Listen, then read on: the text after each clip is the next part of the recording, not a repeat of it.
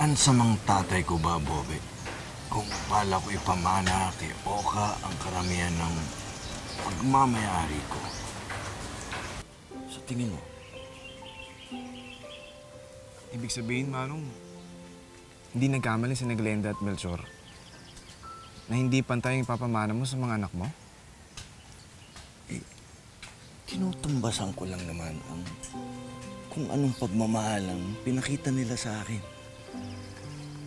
Buong buhay ko, ako ang nagpakapagod para makamit kung ano yung meron ko ngayon. Akala ko nga mamamatay ako na wala akong ni singkong duling. Sa haba ng panahon, si Oka lang ang naman ang nakasama ko. Ngayon lang naman nagpakita yan si Glenda at si Melchor nung inaward sa akin ng gobyerno ang mga lupain ito. Hindi kita masisisi, Manong.